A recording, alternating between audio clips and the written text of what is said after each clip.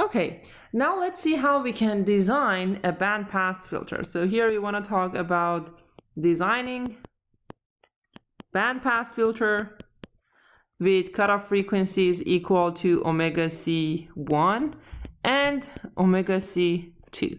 If the given omega C2 and omega C1 are widely separated, which means that omega C2 is much greater than omega C1, then each step of cascaded circuit can be designed separately. Otherwise, you have to use the equation that we had in previous slide, this equation. Then you have to use this equation and come up with a solution for your parameter. But here I want to show you how you can design your bandpass filter if your given cutoff frequencies for bandpass filter are widely separated. In this scenario, you can design each circuit separately. So first, I'm going to focus on my low pass filter. So I'm going to focus on low pass filter, and I know that the cutoff frequency of my low pass filter, which is X, and that's equal to 1 over RL multiplied by CL, should be equal to the higher cutoff frequency, should be equal to omega C2. So my omega C2 is going to be equal to 1 over RL multiplied by CL, and that means that I can calculate my RL and CL here. The next step is focusing on the high pass filter. So for the high pass filter, assuming that the cutoff frequency is Y, that's going to be equal to 1 over RH multiplied by CH.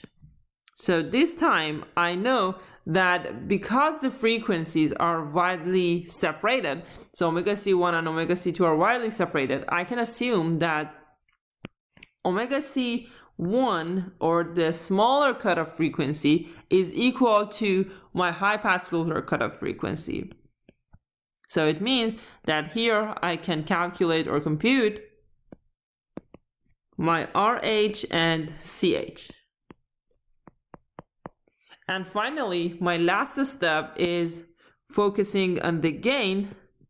So based on the gain that I need for my bandpass filter, I can compute my RF and RI. So this gain should be equal to minus RF over RI. So I have to choose values in a way that the ratios satisfy the required gain.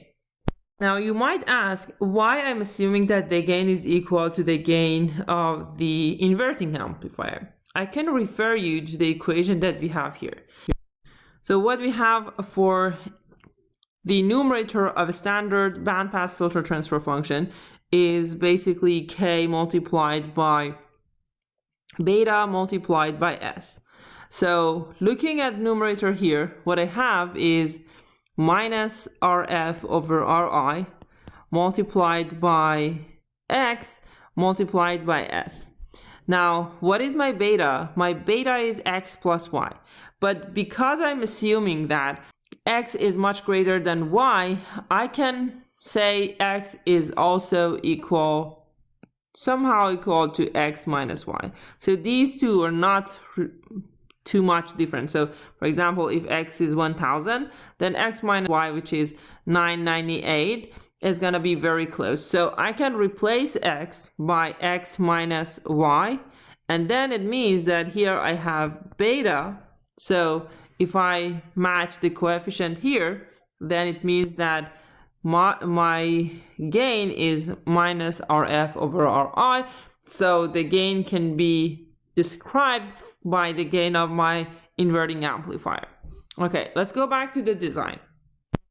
I want to solve this example. Here we are asked for designing a broadband passband op-amp filter. Okay, the op-amp filter means that we are looking at an active filter and we want to have a passband filter. And this broadband here means that we are choosing our cutoff frequency to be widely separated. So it means that we have a broadband filter here. And the parameter of the filter that we are looking for are as follows. So we need to have a gain equal to 2, and we need a cutoff frequency f1 equal to 100, and our f2, the second cutoff frequency, equal to 10,000. Here you can see that the cutoff frequency are broadband, so f2 is much greater than f1. That's why I can say that f2 is equal to the low pass filter cutoff frequency, and f1 should be equal to the high pass filter cutoff frequency. Now let's follow the steps. The first step is focusing on the low pass filter. And for low pass filter, we know that the cutoff frequency is equal to 1 over RL multiplied by CL.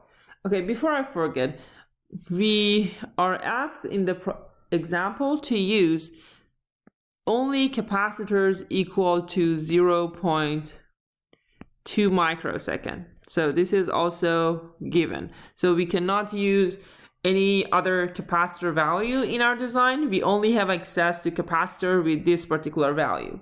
Okay, so in low pass filter, the cutoff frequency is equal to 1 over RL multiplied by CL.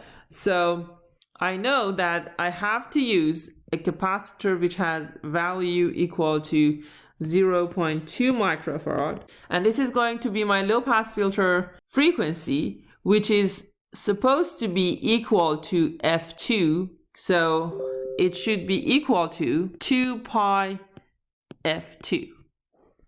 So it means that I have omega 2 here. So solving this equation, I can find my RL. So RL should be equal to 1 over 2 pi multiplied by f2, which is the higher cutoff frequency, and that's 10 to 4, and multiplied by 0.2 multiplied by 10 to minus 6 to consider the micro. If you do the calculation, you're going to have RL equal to 80 ohm. Okay, now let's go to next step, which is designing the parameter of the high pass filter. For the high pass filter, again, we know that the cutoff frequency is equal to 1 over RH multiplied by CH. And this time, this cutoff frequency for the high pass filter should match the smaller cutoff frequency, which is F1. So it should match F1. So we have 2 pi F1 here, which is basically our omega 1. So omega 1, or the smaller cutoff frequency, is equal to the cutoff frequency of high pass filter. Now again, we know that CH can be only equal to 0.2 micro, and we have F1 as 100. So we can solve for RH. So RH is going to be 1 over 2 pi multiplied by 100 multiplied by 0.2 multiplied by 10 to minus 6. So after solving, we're going to have RH equal to 7,958. So right now I have the parameter of my low pass and high pass filter. So the last step is focusing on the gain. The third step is focusing on the gain. And let's assume that my gain is equal to 2, because that's what the problem is asking for. So it means that RF divided by RI needs to be equal to 2. I can choose any values that I need.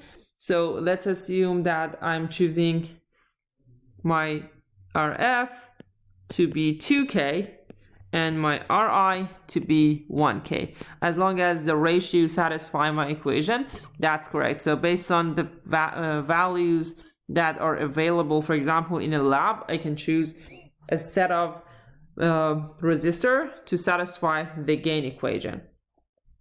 And then the very final step, which is not designing, but just showing how the circuit looks like and adding the parameter into the circuit. So I'm going to show you how this bandpass filter looks like here.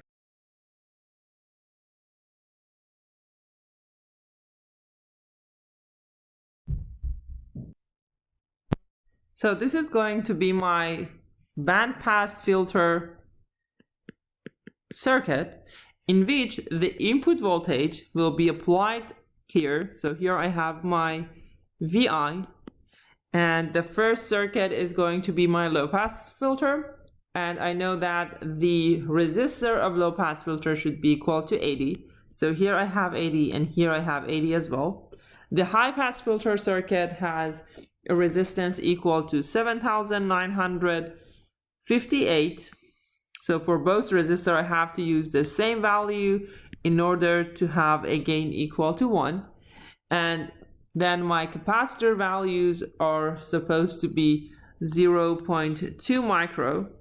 So same here.